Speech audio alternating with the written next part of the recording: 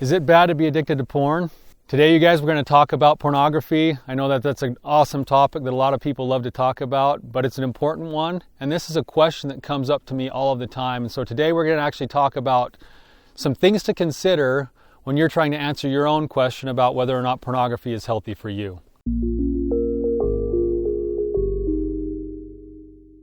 What's up, you guys? I'm Tyler, the Wandering Therapist. Thank you guys for joining me today. It's a beautiful morning out here in the winter air, and I'm excited to talk to you about pornography and whether or not it's a good thing and if it's bad to be addicted to pornography. And this is an interesting topic, you guys, because on one hand of the spectrum, there's people and there's a culture that says pornography is great, it's an educational thing, it's a joining thing for relationships, it's something that's just a natural drive inside of me. And then you have the other side of things, maybe all the way to the other end of the spectrum, that's saying pornography is of the devil and it's a terrible thing. And today, I'm hoping to walk you through a few principles to think about that'll help you decide whether or not it's going to be right for you. Obviously, as a therapist who works in the field of pornography addiction and sexual addiction, I have my own opinions, and I'm going to share some of those opinions. But I think it's more important that each individual person comes to the conclusion for themselves as to whether or not pornography is right or wrong. I will say to you flat out that I believe that pornography is unhealthy. I believe that pornography is damaging to the spirit and to the soul and to the mind of an individual who consumes it. And I believe that pornography is an insidious part of breaking apart marriages and families. Now, when I say all of those things, for somebody who might be struggling with, or on the other side of things with wanting to view pornography, when I say those things, all they hear is judgment. They feel like I'm saying you're a bad person, that it's terrible, that it's evil, that it's horrible. And while I believe that pornography is destructive, I've never insinuated that you're a bad person. And that's where the question that we're talking about comes in, is that most people, when they ask, am I bad if I look at pornography, they're already looking at it from a perspective that has some type of self-judgment coming that says I'm a bad person if I view pornography. Now, pornography is based off of natural human drives.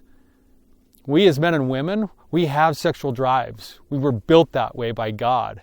God intended us to have sexual drives, and those drives were intended to be used for certain purposes. And so in my opinion, the pornography industry isn't doing anything based off of something that's not natural to begin with. What they do is they twist it and they use it in certain ways that makes it unhealthy. They play off of a natural drive, a healthy drive, a God-given drive, and it becomes a counterfeit of the right kind of use of that power into a place that becomes self-centered. So here's some things to consider with pornography. Number one, it often is self-centered.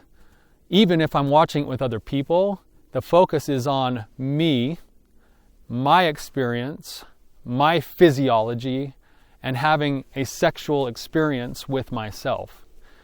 Now, if we look at how addictions start to form, that's exactly what addictions are, is just a deep form of self-centeredness to where I'm totally, utterly independent and coping with life totally on my own. Pornography happens to offer that to us in a very easy way, where I can watch those things on the screen, or I can listen to those things or read them in a book, and I don't need other people to connect with. And I can have the physiological experience and even come to an orgasm by myself. And what happens with that is that there's brain chemicals that are going on in the process that are also important, that were built in some ways for connection, but now they're being turned inwardly onto myself. And so I have a tendency to potentially become more self-centered and more inward thinking if I'm pursuing and looking at pornography. The second thing that pornography does that I think we should consider is that it actually has an effect on how we view our own sexuality. The things that we view in the pornography or that we read in pornography, they have an impact. They are part of the education process, so to speak, of how we view sexuality. And if we look at healthy sexuality is where two people come together and are consensually joined together. And then there's an emotional component, there's a connection component that goes along with the physical component, and that's where the best form of sex comes in. And with pornography, it strips away oftentimes a lot of that emotional component, and it's left with nothing but the physical. And so I miss out on all of the actual joining good things that come with pornography because I'm being educated for it to be a physical, sensational focused thing. And Susan Johnson talks about this in her TED Talk, The New Frontier of Sex, where she talks about sometimes we end up pursuing sex for a couple of different reasons that aren't necessarily healthy. And the first one is something called soulless sex, where we end up pursuing sex to try to fill a void that's inside of us, to try to make ourselves feel better, to try to make ourselves feel like we're enough. And then the second one, and this is where I think pornography becomes related, is we pursue sex for something called sealed off sex. And sealed off sex is where it becomes this inward self-expression, just a physiological response where I could be with my partner and I could feel totally disconnected from my partner because I'm so hyper-focused on the physical things. So that's another reason why I would consider that pornography is maybe not worth doing. Are you a bad person if you're viewing pornography? The answer is no. You're not a bad person. You're a great person. You might be pursuing pornography for different reasons. A lot of times the pursuit of pornography is for emotional coping. It's for a way to handle boredom or stress or anxiety. It's a way to handle, even for a lot of people, they even think it's going to help them in their relationships because now their partner doesn't have to feel like you're going to chase them around all the time.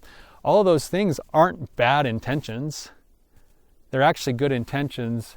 I just wonder if they actually produce for you the result that you're looking for. And in my situation and in my world, with the people that I work with, the answer too often is no. I live in a world where I see people coming in and saying, I can't stop this even though I don't like it anymore. Or, wow, my marriage is falling apart and I can't seem to stop it.